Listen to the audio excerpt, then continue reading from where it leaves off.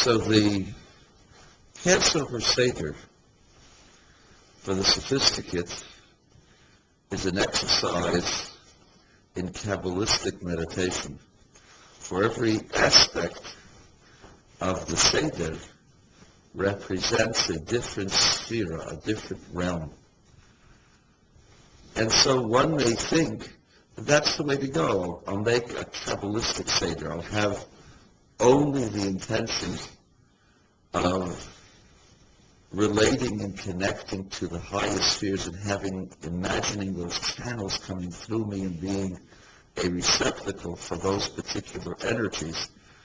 And that when I eat the matzah or eat the maror, that I have a connection, an internal connection to those various elements and various spheres and those things coming into my body, into my consciousness, into my world, so that I can go ahead and project this and connect this to the rest of humanity, the rest of the universe.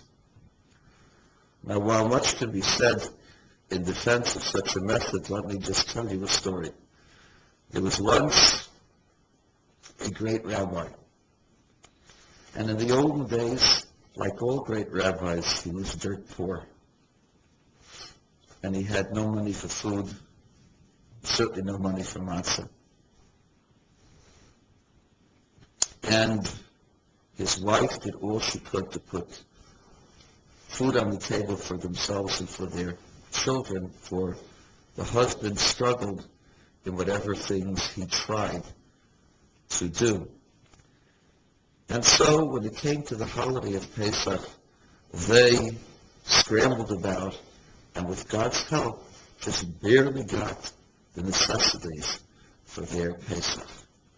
And because of the rush to clean house and to clean all the surfaces, to kosher everything. Nowadays we have Pesach vessels, and we've got throwaway vessels. But in the olden days, they didn't have two sets of Pesach dishes and Pesach pots. They had to kosher everything had to be scrubbed and cleaned and fired and put into water and boiling water. And this took them all of their time. And by the time Pesach came, they were so tired that they fell asleep at the table.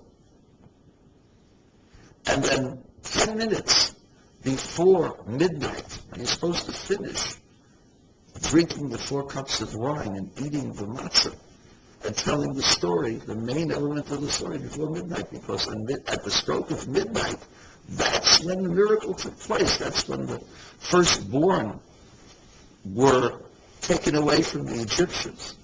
That's when the Egyptians announced, go and leave us. That's when the miracle took place. So that's when we're supposed to finish with the afikomen on the last piece of matzah that's supposed to be tasted in our mouths. So he wakes up 10, 15 minutes before, and he realizes he hasn't done anything, and everything goes quickly, 1, 2, 3. He washes, and he says whatever he could, and then he just barely finishes in time just to get the piece of matzah into his mouth with a bitter herb, and then he has to say the after blessings, and he finishes his 4 cups of wine, 1, 2, 3, and he felt like, what did I do? What kind of a Seder was this? I worked so hard, prepared so much, and nothing. I just went through the motions so quick. The next day, he had time to sleep all day. They were so tired. They slept after services, and they were well rested. And so they were able to stay up all night and to talk about it and to talk about the mystical aspects of the Seder. And he said, I wish the first Seder would have been just like this, when he could elaborate, when he could explain, when he could feel all the various beautiful teachings coming through his very soul, penetrating his body. It seemed like the light of God was filling their room and their abode.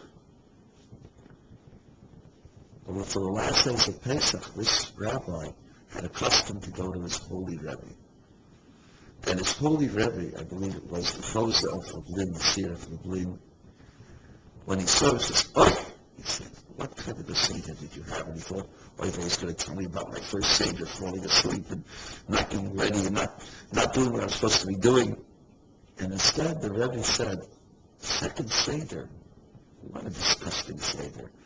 All arrogance, all thinking that you're doing so many things, that you're among the angels of the spheres on high.